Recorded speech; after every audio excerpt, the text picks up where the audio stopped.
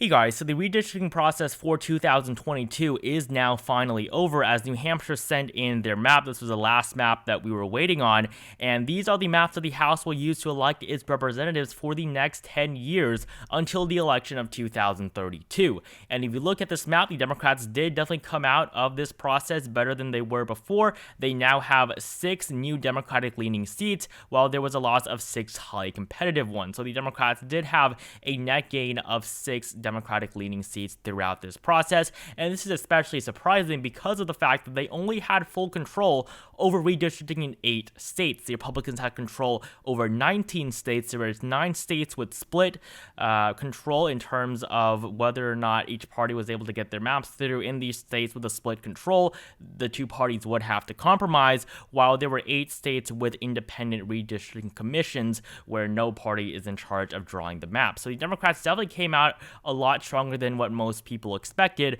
and in this video I want to take a look at each party's odds at winning the House this November, as well as the states that gave either party the biggest gains. So on the Democratic side, starting off with the state of Illinois, this is probably one of the states that the Democrats gained the most from. The state of Illinois did actually lose one district from 18 down to now 17 as the state continues to decline in terms of its population growth, but looking at this new map, if you compare it to the old one, of course, Chicago is very much gerrymandered because they want all these districts around the city to be Democratic.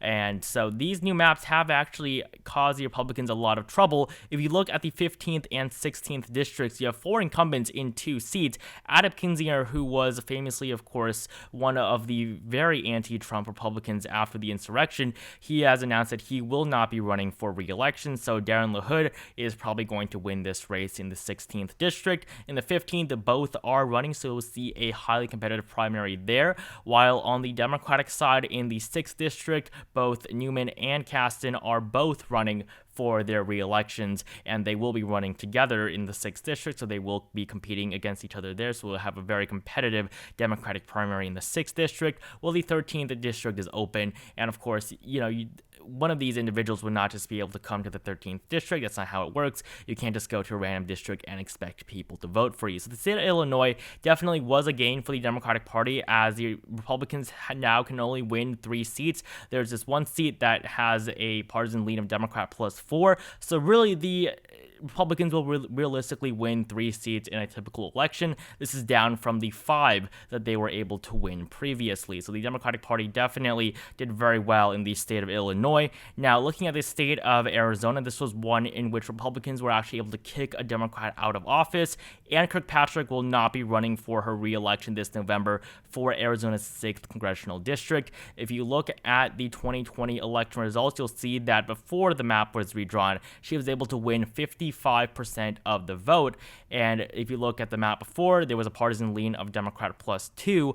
But now, with the district expanded more into these rural areas, Kirkpatrick's numbers drop to a partisan lean of 7 in favor of the GOP in terms of the partisan lean of her district. And of course, the Democrats go from being able to win 4 seats, which they had before, now down to 3. And in the 4th district, Stanton is actually very vulnerable, although he is running for his re-election. So it will be very difficult, I think, for the Democratic Party to be able to do as well as they did. If you look at the map before, of course, Stanton was at a lean of plus 15 in terms of his own, in favor of his own party. So Arizona was a big gain. In a good year like 2022, we can definitely see them actually winning 7 districts, flipping the 4th district of Arizona. So we will have to see what happens in November, but Arizona definitely was a very much a strong gain for the Republicans, and this is contrary to what we've seen in statewide elections over the last couple of years. We saw Kyrsten Sinema defeat Martha McSally in 2018, Mark Kelly defeat Martha McSally in 2020, Joe Biden defeat Donald Trump here statewide in 2020. So the Democratic Party, although they are doing better in the state, this map is going to hinder them and their ability to win more seats in the House representing the state over at least the next decade.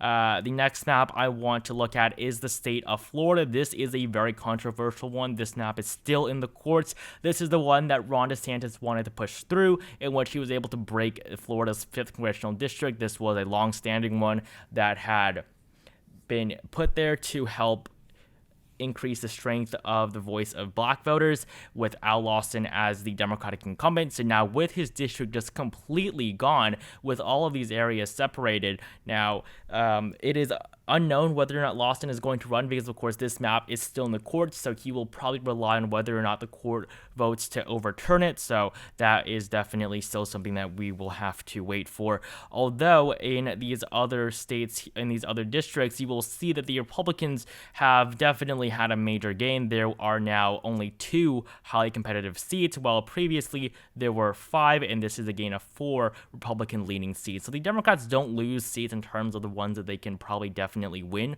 although in terms of the competitive ones, they are now definitely at a disadvantage. So looking at the competitive races here, Al Lawson, of course, is going to see whether or not he's going to run for re-election, whether or not his district is redrawn again. Stephanie Murphy is not going to be running for re-election. She has been put in a seat that is highly unfavorable. Charlie Crist is running for governor, so he will not have to face his re-election in a very unfavorable district as well. Val Demings, even though she is in one of the most Democratic ones in the state, she is running for the Senate against Marco Rubio, so this one will not really matter too much either. So in the state of Florida, I think that the Republicans definitely were very smart with this. Ron DeSantis was very aggressive in pushing this map through his legislature, but the map is still currently in litigation. I think that there's a very good chance that this map is actually overturned and to have the 5th district be reinstated, but we will have to see. This is really the only major challenge that we are still waiting on, and the courts can take however long, so I'm not going to wait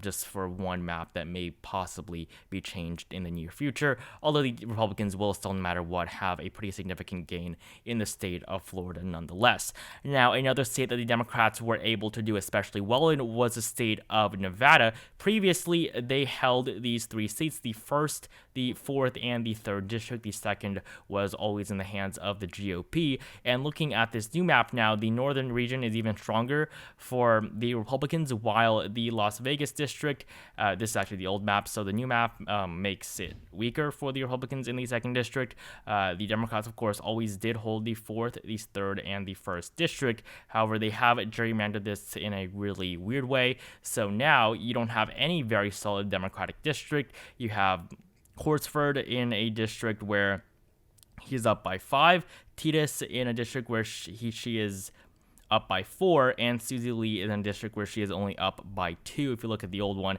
Titus was up by 22, and so in the state of Nevada, all 3 of these Democrats will be running for their re-election.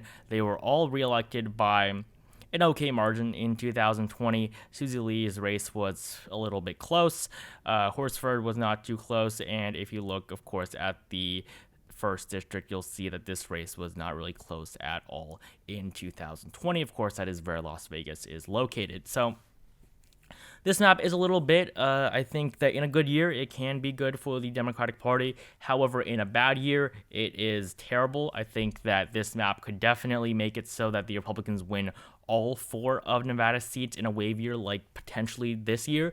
However, this definitely does make it so that Horsford is less vulnerable and Susie Lee is as well. So before you actually had 3 states that favored the GOP, now you have 3 that favor the Democrats, but the Democrats were always guaranteed that 1 seat in the center of Las Vegas, for the last decade, and now that seat is gone. So I think that the map is now favorable for actually both parties if the Republicans can do well, very, very well enough to actually defeat those 3 incumbents. So Nevada will be a state that definitely favors the Democrats a little bit more. In the state of New Jersey, this is another state in which we saw gains for the Democrats. 12 districts, the same thing as we had before. However, now the Republicans are really only guaranteed to win 2 seats instead of the previous 3. And so in the 7th district, Tom Malinowski is running for re-election, even though his district is now having a lean of 3 towards the opposite party. Previously, it was a lean of 4, so in favor of the Democratic Party. So his re-election will be very tough if you look at the results that we saw here in 2020 in the state of New Jersey. He only won by 1.2%. I think that he, at this point, is a goner in terms of this new map. So we will see a Democrat leave office. However, in the center of the state, we are having a lot more. The Democrats were able to draw themselves a few more Democratic districts, and I mean, really, the Republicans are going to lose here. Both of the Republicans are going to be running for re-election, and it's going to be difficult here for the Republicans, I think, over the next decade. They definitely don't have only 2 out of 12 in terms of their vote share in the state, but, that's how redistricting works. If they don't have enough people in spread out across the state, they're going to do unfavorably in when these maps are redrawn. In the state of New Mexico, this is a big win for the Democratic Party. This map has been in litigation for a very long time. Looking at this map, at this point, you have 3 Democratic leaning districts. If you look at the old map, Yvette Harrell plus 14 in the second district. Now her district is Democrat plus 4. She was able to win and actually flip this seat in 2020. She really did do quite well, winning 53% of the vote against an incumbent. But in 2022, it will be very difficult because, of course, her seat did have a partisan lean of 14 in favor of her party. Democrats, of course, did very well here. And finally, in the state of Oregon, this is another gain for the Democratic Party. 6 districts now instead of 5, and the extra district does go to the Democrats. That's really the sole reason why this district, the 6th district, the new open district, this is the one that helps the Democrats. The Republicans really don't lose too much in this district, although many of these seats have been made even stronger for the Democratic Party. The 4th and 5th district previously did have Democratic incumbents, but were pretty competitive. Now they are quite a bit less competitive, and they do now both favor the Democratic Party in terms of their partisan leans. And now some states that help the Republicans in the state of Kansas. This is just a little bit here. Sharice Davids is running for her re-election. This seat is now R plus 3. Previously, it was Democrat plus 4. And considering the fact that her re-election win in 2020 was okay, I think that she has a reasonable chance at winning her re-election, plus 10 points in the previous election, this time with a shift of 7 to the right, as well as the fact that the Republicans are actually favored to win this November. I think that she is at a little bit of a disadvantage, although she definitely does have a very strong fighting chance in terms of her ability to win her re-election, although this does make it a lot easier in the future for the Republicans to win all 4 seats, so this is definitely a win for the GOP. And in the state of Maryland, of course, this is a very Democratic state, but the reason why the Republicans were actually able to gain ground here is because the original map proposal was rejected by the courts as being way too gerrymandered, to the point where Andy Harris's district was only likely for the Republicans. It was not even solid. The margin was not even plus 15 in the partisan lean. And so now David Trode is in a very difficult situation. His district just went from plus 16 for his own party to plus 1 for the opposite one. And if you look at his re-election in 2020, he was able to win by a very strong margin. He is running for re-election again. I think he has a very good chance still, although his elections will get a lot harder over the next decade.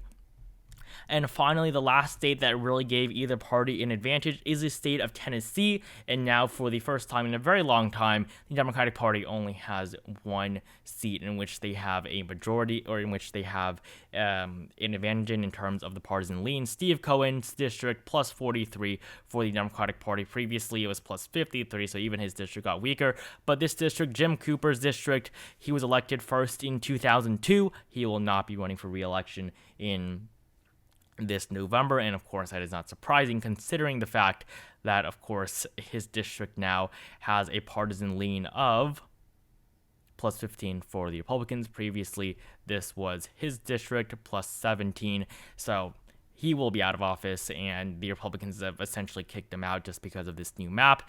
Cooper has not been very happy about this at all, but and there's nothing he can do about it. This map has already been approved. So those are really the main states that gave either party an advantage. The Democrats gained ground in Illinois, Nevada, New Jersey, New Mexico, and Oregon, while the Republicans were able to make progress in Arizona, Florida, Kansas, Maryland, and Tennessee, make progress in terms of winning back the House after this November. If you look at the general congressional ballot, Republicans plus 2.2, they clearly have the advantage. This is the first time Republicans have led in the general congressional ballot since the election of 2016.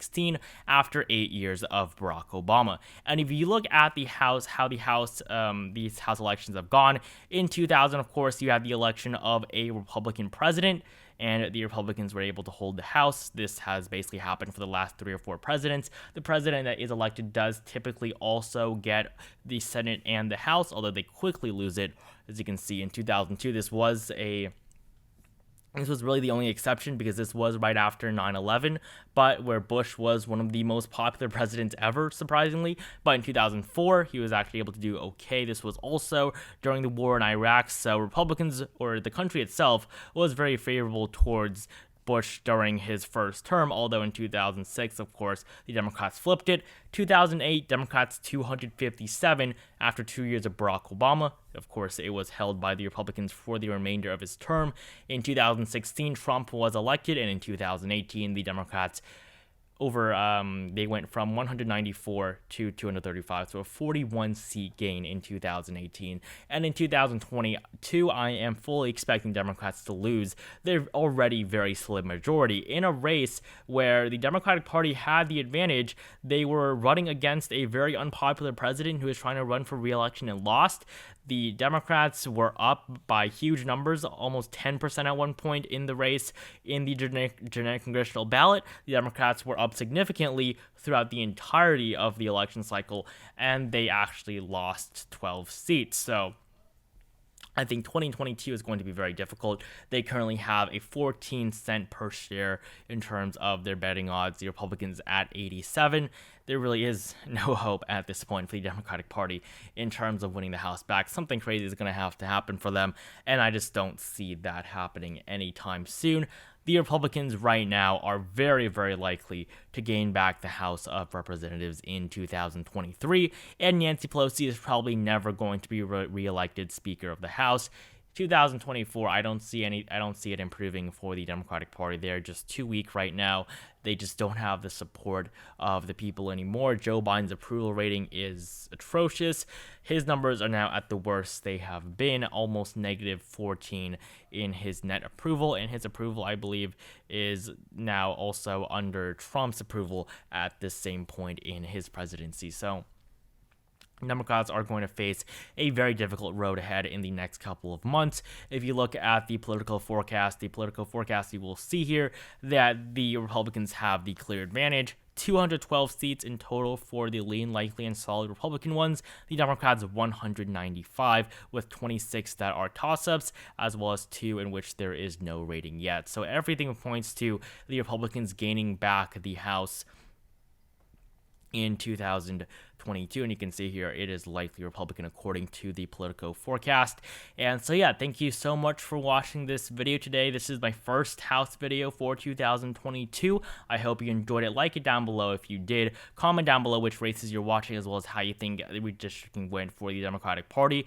Make sure to join my Discord server if you have not, link at the very top of the description below. I also have channel memberships for just 99 cents a month. Again, thank you so much for watching. Subscribe if you haven't, and I'll see you guys in the next video.